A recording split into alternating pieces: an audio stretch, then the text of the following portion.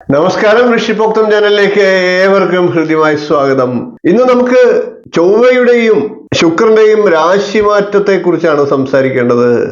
ചൊവ്വയും ശുക്രനും രാശി മാറിയിരിക്കുകയാണ്, അല്ലെങ്കിൽ രാശി മാറാൻ പോവുകയാണ്. ശുക്രൻ 25/8/2024 വെളുപ്പിന് 1:30 AM രാശി മാറി കന്നി രാശിയിലേക്ക് എത്തുകയാണ്. അതേസമയം ചൊവ്വ 26/8/2024 ഉച്ചയ്ക്ക് 3:53 ഇടവൻ രാശിയിൽ നിന്നും മിഥുനൻ രാശിയിലേക്ക് രാശി മാറുകയാണ്. ഈ രണ്ട് ഗ്രഹങ്ങളുടെയും രാശിമാറ്റം പല രാശിക്കാർക്കും ഫലത്തെ മാറ്റിമറിക്കുന്നുണ്ട്. നമുക്ക് ഇന്നത്തെ വീഡിയോയിൽ ആ മാറുന്ന ഫലത്തെ കുറിച്ചാണ് ചിന്തിക്കേണ്ടത്. വീഡിയോയിലേക്ക് കിടക്കാം. അതിനു മുമ്പ് ചാനൽ ഇതുവരെ സബ്സ്ക്രൈബ് ചെയ്യാത്തവരാണെങ്കിൽ ഒന്ന് സബ്സ്ക്രൈബ് ചെയ്യുക. കൂടാതെ നോട്ടിഫിക്കേഷൻ ഒന്ന് ഓൺ ചെയ്ത് വെക്കുക. നമുക്ക് വിഷയത്തിലേക്ക് കിടക്കാം. ഓരോ രാശിക്കൂറുകാരുടെയും പ്രത്യേകം രണ്ട് ഗ്രഹങ്ങളുടെയും രാശിമാറ്റ ഫലം ഒന്ന് പറഞ്ഞു പോകാം. ആദ്യം നമുക്ക് മേടക്കൂറുകാരുടെ ഫലത്തെ പറയാം. മേടക്കൂറിൽ വരുന്നത് അശ്വതി, ഭരണി, കാർത്തികയുടെ കാൽഭാഗം എന്നീ നക്ഷത്രങ്ങളാണ്. മേടക്കൂറുകാർക്ക് ചൊവ്വ രാശിയുടെ 3-ാം ഭാവത്തിലേക്കാണ് എത്തുന്നത്. അതുകൊണ്ട് തന്നെ സ്വർണം മുതലായ ധാതു വസ്തുക്കളുടെ ലാഭവും ഈശ്വരാധീനവും ശത്രുനാശവുമാണ് ഫലമായി പറയുന്നത്. ശുക്രനാകട്ടെ ജന്മരാശിയുടെ 6-ാം ഭാവത്തിലേക്കാണ് എത്തുന്നത്. അതുകൊണ്ട് തന്നെ ശത്രു പീഡ ഉണ്ടാകുന്നതാണ്.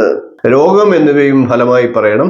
ചൊവ്വയുടെ രാശിമാറ്റം മൂലം ശത്രുനാശം ഫലം പറയുമ്പോൾ ശത്രു പീഡയും ശുക്രന്റെ രാശിമാറ്റം രാശിസ്ഥിതി മൂലം ഉണ്ടാകുന്നുണ്ട്. അതായത് ശത്രുക്കളുടെ ഉപദ്രവങ്ങൾ ഉണ്ടായേക്കാം, എന്നിരുന്നാലും അതൊക്കെ ഇല്ലാതാകുന്നതാണ്. ചൊവ്വയുടെ അനുകൂല സ്ഥിതി മൂലം ആ ശത്രുക്കളുടെ ഉപദ്രവം താനെ ഇല്ലാതാകും എന്നും പറയാം. അടുത്തത് ഇടവക്കൂറുകാരുടെ ഫലത്തെ നോക്കാം. ഇടവക്കൂറിൽ വരുന്നത് കാർത്തികയുടെ 1/4 ഭാഗം, രോഹിണി, മകയിരത്തിന്റെ ആദ്യ പകുതി എന്നീ നക്ഷത്രങ്ങളാണ്. ഇടവക്കൂറുകാരെ സംബന്ധിച്ച് ചൊവ്വ ജന്മരാശിയുടെ 2-ാം ഭാവത്തിലേക്കാണ് എത്തുന്നത്. അതുകൊണ്ട് തന്നെ സർക്കാരിൽ നിന്ന് ഭയാനുഭവങ്ങൾ ഉണ്ടായേക്കാം, കള്ളന്മാർ മൂലം ഉപദ്രവങ്ങൾ ഉണ്ടായേക്കാം, അഗ്നിഭയവും ശത്രുപീഡയും ഉണ്ടാകാനുള്ള സാധ്യതയുണ്ട്, ദുഃഖം ഉണ്ടായേക്കാം, രോഗപീഡ ഉണ്ടായേക്കാം, ശരീരത്തിന് ക്ഷതവും മാനസികമായിട്ടുള്ള ബുദ്ധിമുട്ടുകളും പൊതുവെ എല്ലാ കാര്യത്തിലും ക്ലേശാനുഭവങ്ങളും ഫലമായിട്ട് ചൊവ്വയുടെ രാശിസ്ഥിതി മൂലം പറയേണ്ടിയിരിക്കുന്നു. എന്നാൽ ശുക്രൻ ജന്മരാശിയുടെ 5-ാം ഭാവത്തിലേക്കാണ് എത്തുന്നത്.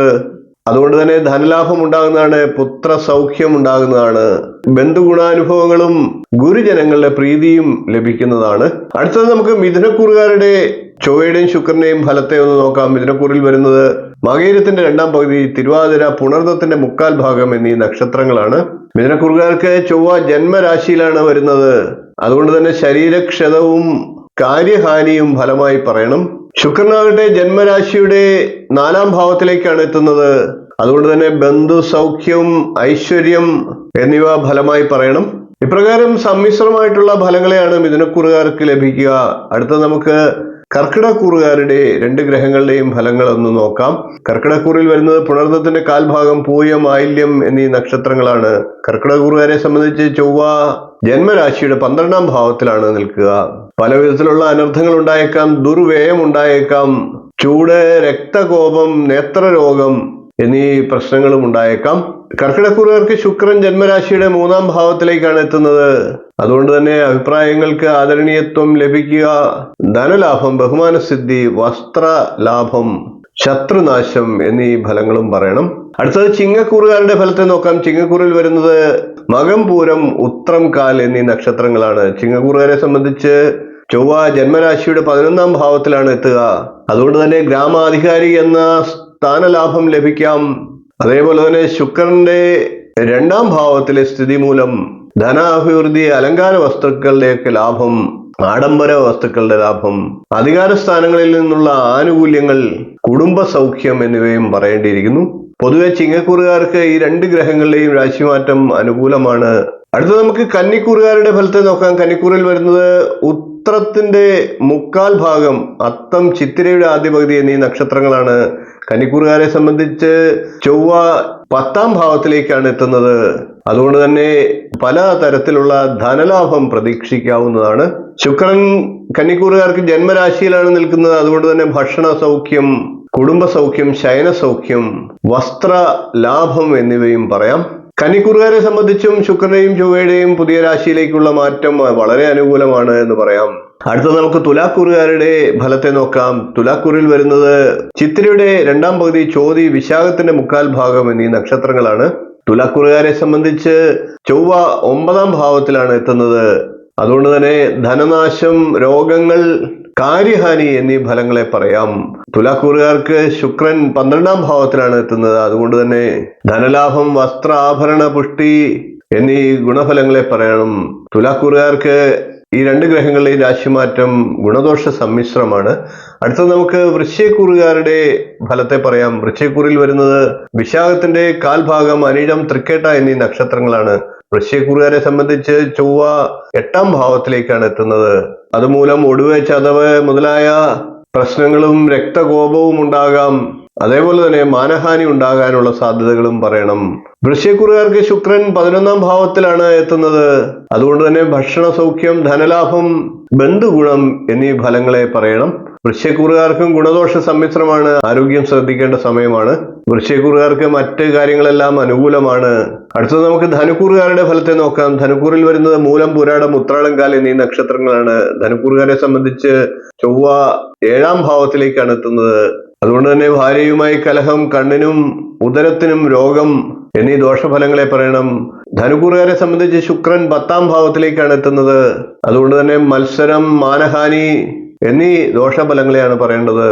ധനുക്കൂറുകാർക്ക് ശുക്രനും ചൊവ്വയും അനുകൂലത്തിലല്ല, ശ്രദ്ധിക്കേണ്ട സമയമാണ്. അടുത്തത് നമുക്ക് മകരക്കൂറുകാരുടെ ഫലത്തെ നോക്കാം. മകരക്കൂറിൽ വരുന്നത് ഉത്രാടത്തിന്റെ 3/4 ഭാഗം, തിരുവോണം, അവിട്ടത്തിന്റെ ആദ്യ പകുതി എന്നീ നക്ഷത്രങ്ങളാണ്. മകരക്കൂറുകാരെ സംബന്ധിച്ച് ചൊവ്വ 6ാം ഭാവത്തിലേക്കാണ് എത്തുന്നത്. അതുമൂലം ചെമ്പ്, സ്വർണം തുടങ്ങിയ ധാതു ദ്രവ്യങ്ങളുടെ ലാഭം ഉണ്ടാകാം. കൂടാതെ കലഹവും ഭയവും ഒക്കെ ഉണ്ടാകാനുള്ള സാഹചര്യങ്ങളുണ്ട്. ശത്രുക്കളുമായി പ്രശ്നങ്ങളും ഉണ്ടാകാനുള്ള സാധ്യതയുമുണ്ട്. മകരക്കൂറുകാർക്ക് ശുക്രൻ ജന്മരാശിയുടെ 9ാം ഭാവത്തിലാണ് നിൽക്കുന്നത്. അതുകൊണ്ട് തന്നെ ധനലാഭം, മതപരമായിട്ടുള്ള കാര്യങ്ങളിൽ കൂടുതൽ അനുകൂല അവസരങ്ങൾ, കുടുംബ സൗഖ്യം എന്നീ ഗുണഫലങ്ങളും പറയാം. മകരക്കൂറുകാർക്കും ഈ രണ്ട് ഗ്രഹങ്ങളുടെയും രാശിമാറ്റം ഗുണദോഷ സമ്മിശ്രമാണ്. അടുത്ത കുംഭക്കൂറുകാരുടെ ഫലത്തെ നോക്കാം. കുംഭക്കൂറിൽ വരുന്ന അവിട്ടത്തിന്റെ 2ാം പകുതി, ചതയം, പൂരിട്ടാതിയുടെ 3/4 ഭാഗം എന്നീ നക്ഷത്രങ്ങളാണ്. കുംഭക്കൂറുകാർക്ക് ചൊവ്വ 5ാം ഭാവത്തിലാണ് വരുന്നത്. അതുകൊണ്ട് തന്നെ ശത്രുഭയം ഉണ്ടാകുന്നതാണ്. സന്താനങ്ങൾ നിമിത്തം ദുഃഖ അനുഭവങ്ങളും രോഗഭയവും ഫലമായി പറയണം.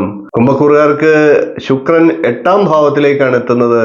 അതുകൊണ്ട് തന്നെ ആഡംബര വസ്തുക്കളുടെ ലാഭം, ദാമ്പത്യ സൗഖ്യം, വസ്ത്ര ലാഭം എന്നീ നല്ല ഫലങ്ങളെയും പറയാം. കുംഭക്കൂറുകാർക്കും ഗുണദോഷ സമ്മിശ്രമാണ് ഫലം. അടുത്ത നമുക്ക് മീനക്കൂറുകാരുടെ ഫലത്തെ നോക്കാം. മീനക്കൂറിൽ വരുന്നത് പൂരിട്ടാതിയുടെ 1/4 ഭാഗം, ഉത്രട്ടാതി, രേവതി എന്നീ നക്ഷത്രങ്ങളാണ്.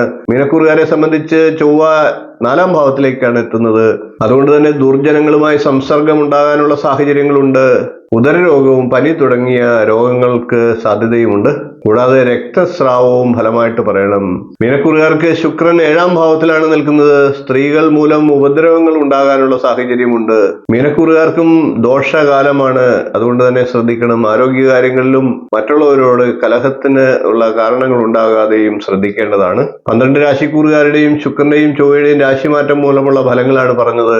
മറ്റു ഫലങ്ങളും കൂടെ കൂട്ടിച്ചേർത്ത് വേണം വായിക്കാൻ. ഈ ഫലങ്ങൾ പ്രത്യേകമായിട്ട് നിങ്ങളുടെ അറിവിലേക്കായിട്ട് എടുത്തു പറഞ്ഞു എന്ന് മാത്രം. പൊതുവായിട്ട് ചിങ്ങമാസത്തെ ഫലവും സെപ്റ്റംബർ മാസത്തിലെ ഫലവും ഒക്കെ പറയുന്നുണ്ട്. ആ വീഡിയോകളൊക്കെ കണ്ടിട്ടില്ലാത്തവർ കാണുക. എല്ലാം കൂട്ടി വായിച്ചുകൊണ്ട് അവരുടെ വരാൻ പോകുന്ന കാലത്തെ മനസ്സിലാക്കുക. അതിനനുസരിച്ച് നമ്മളുടെ ജീവിതത്തെ ക്രമീകരിക്കുക. തീർച്ചയായിട്ടും അതുമൂലം ഒട്ടൊക്കെ ഒരു ആശ്വാസം ലഭിക്കുന്നതാണ്. വീഡിയോ ഇഷ്ടപ്പെട്ടുവെങ്കിൽ ഒന്ന് ലൈക്ക് ചെയ്യുക, ഷെയർ ചെയ്യുക, ചാനൽ ഒന്ന് സബ്സ്ക്രൈബ് ചെയ്യുക. നിങ്ങളുടെ അഭിപ്രായം കമന്റായിട്ട് അറിയിക്കുക. അടുത്ത ദിവസങ്ങളിൽ നമുക്ക് മറ്റ് നല്ല നല്ല വീഡിയോകളുമായി വീണ്ടും കാണാം. നന്ദി, നമസ്കാരം, ശുഭദിനം.